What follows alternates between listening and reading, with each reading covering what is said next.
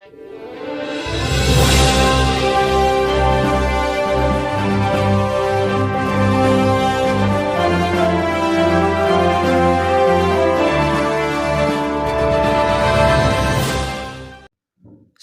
कीजिए एके academy class को और नए वीडियो की सूचना अपने मोबाइल पे सबसे पहले पाने के लिए बेल आइकन को दबाइए।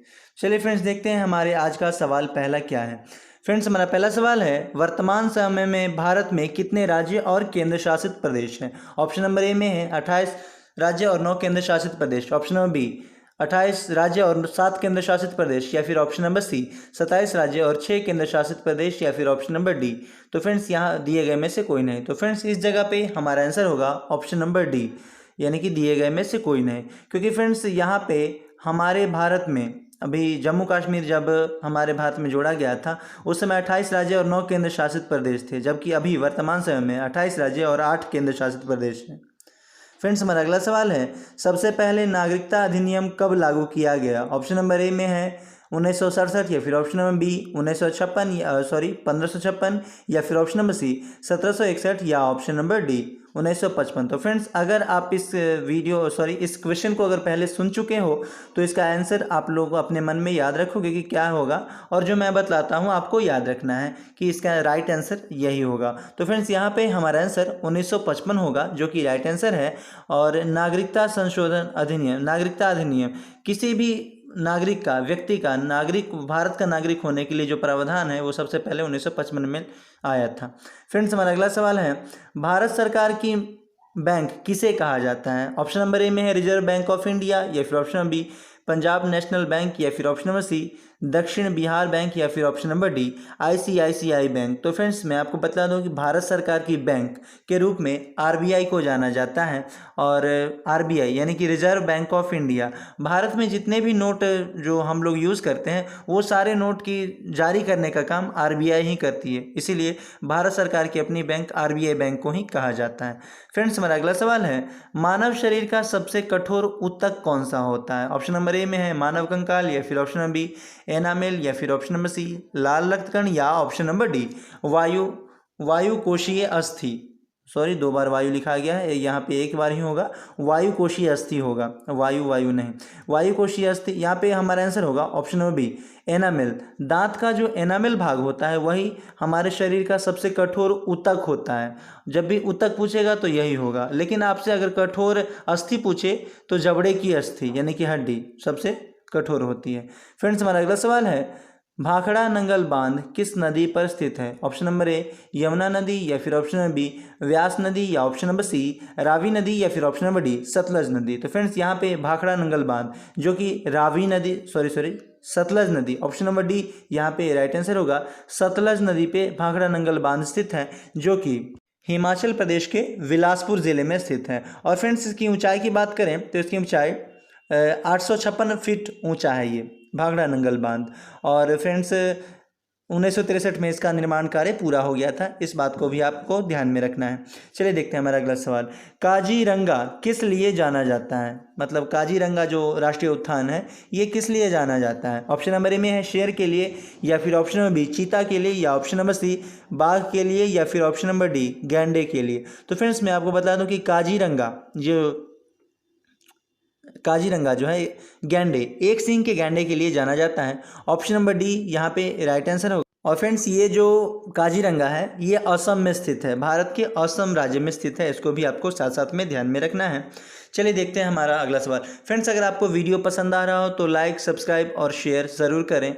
फ्रेंड्स, हमारा अगला सवाल है, मिजोरम की राजधानी क्या है? ऑप्शन नंबर ए कोहिमा, या फिर ऑप्शन नंबर बी इम्फाल, या फिर ऑप्शन नंबर सी गंगटोक, या फिर ऑप्शन गंगटोक नहीं होगा, गंगटोक होगा। ऑप्शन नंबर डी में है आइजोल।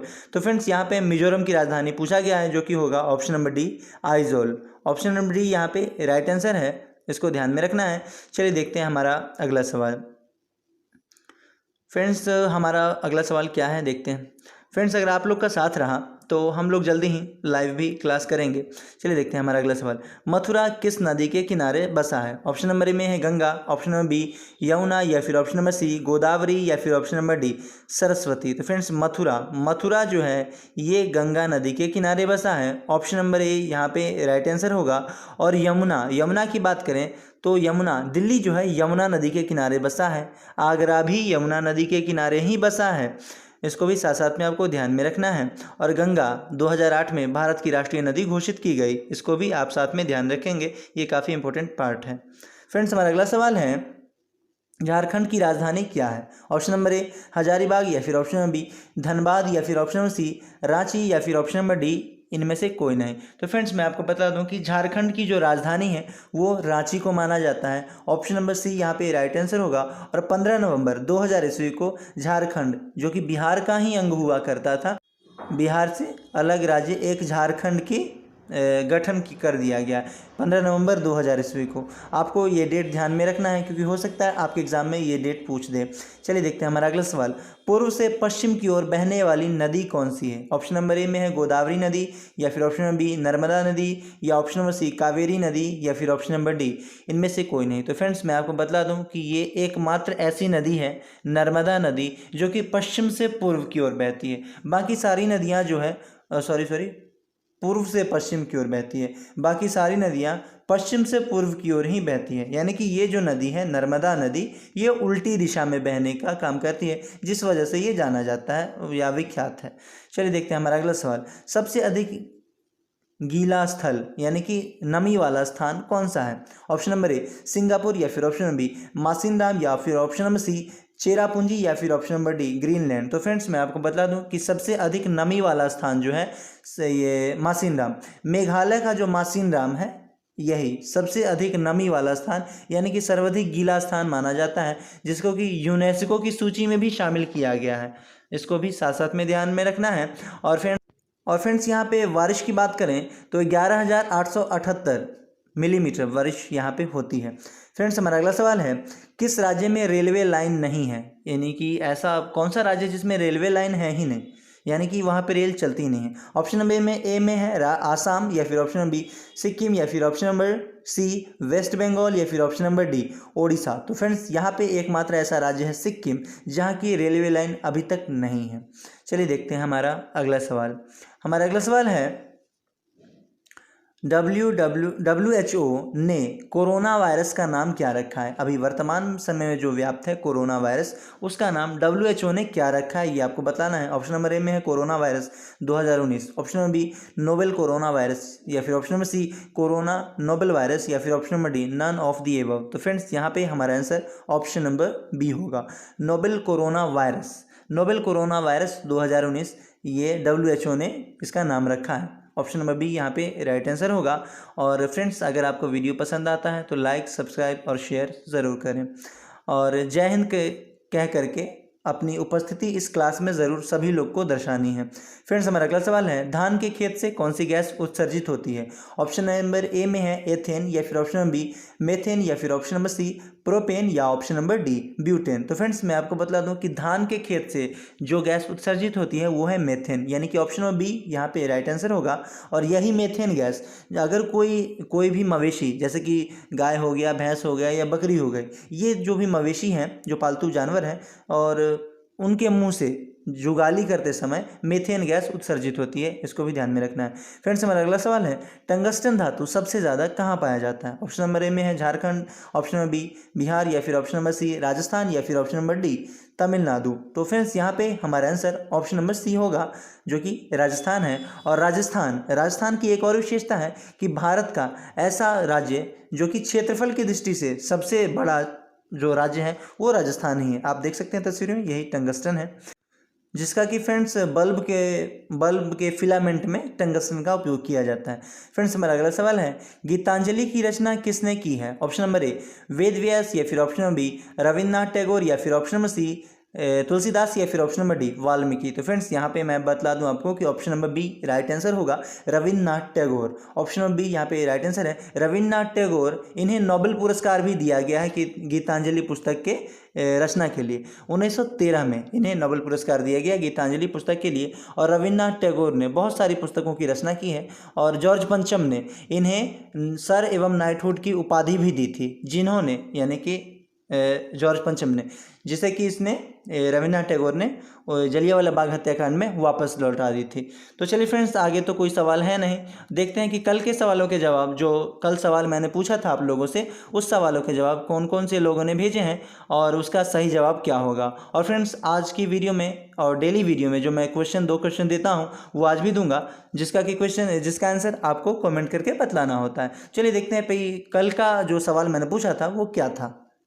तो फ्रेंड्स, जहाँ तक कि मैं देख पा रहा हूँ कि कल का जो सवाल था, पहला सवाल वो ये था, आपको बतलाना था कि 3 जनवरी को कौन सा दिवस मनाया जाता है। ये आपका पहला सवाल था, जिसमें कि इसका आंसर होगा प्रथम महिला शिक्षिका दिवस 3 जनवरी को मनाया जाता है, जबकि 4 जनवरी को लुईस ब्रेल दिवस मनाया जाता है। 30 जनवरी को शहीद दिवस के रूप में मनाया जाता है। ऑप्शन नंबर सी यहाँ पे राइट आंसर होगा। पे शहीद दिवस है। और विज्ञान दिवस 28 फरवरी को विज्ञान दिवस के रूप में मनाया जाता है। और देखते हैं अगला सवाल हमारा। अगला सवाल है, हिंद स्वराज पुस्तक के लेखक कौन है। तो यहाँ पे ऑप्शन था आपका महात्मा गांधी, और यही हमारा option number B right answer होगा।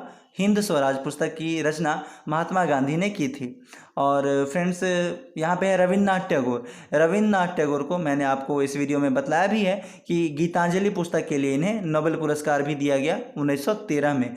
और फ्रेंड्स, रविन्द्रनाथ टैगोर ही ऐसे व्यक्ति हैं जिन्होंने 2 देशों के राष्ट्रगान की रचना की है। एक तो हमारा देश भारत, जिसकी राष्ट्रगान की रचना रविन्द्रनाथ टैगोर ने, और दूसरा बांग्लादेश, इसके भी राष्ट्रगीत की रचना ध्यान में रखना है रविन्द्रनाथ टैगोर। तो चलिए मिलते हैं और देखते हैं कि आज का सवाल, आज का आपके इस वीडियो में आज का आपका सवाल क्या है। फ्रेंड्स, आपको बतलाना है, आपका पहला सवाल है, दांत के कितने प्रकार हैं। ये आपको जितने भी प्रकार होते हैं, आपको सारे प्रकार के नाम लिखने हैं केवल। ये आपका पहला सवाल है। और आपको दूसरा जो सवाल है, आपको बतलाना है ये मॉडेम का पूर्ण रूप क्या होता है, ये आपको बतलाना है। ये आपका दूसरा सवाल है। तो फ्रेंड्स, मिलते हैं नेक्स्ट वीडियो में इसी तरह के इंटरेस्टिंग क्वेश्चन के साथ। फ्रेंड्स, अपना यह नारा है, इंडियन आर्मी में जॉब पाना अधिकार हमारा है। फ्रेंड्स, इसी स्टेटमेंट के साथ अगर आप लोग तैयारी करते हो, आपको ये नहीं देखना है कि वैकेंसी अभी आ रही है कि नहीं आ रही है, आपको तैयारी में लगे रहना है। आपका जो काम है वो आप करते रहिए। आप फल की इच्छा ना करें, फल ज़रूर मिलेगा, इसको ध्यान में रखना है। ये नहीं कि हम सो गए, आपको खरगोश नहीं बनना है। आपको जो है ये खरगोश और क्या था, कछुआ, आप कछुआ ही सही है, आपको खरगोश बनने की ज़रूरत नहीं है। आप कछुए की तरह ही चलिए, लेकिन निरंतर चलते रहिए, आपको सफलता निश्चित ही मिलेगी। तो चलिए फ्रेंड्स, मिलते हैं नेक्स्ट वीडियो में इसी तरह के इंटरेस्टिंग क्वेश्चन के साथ। तब तक के लिए जय हिंद, जय भारत, जय AK अकेडमी।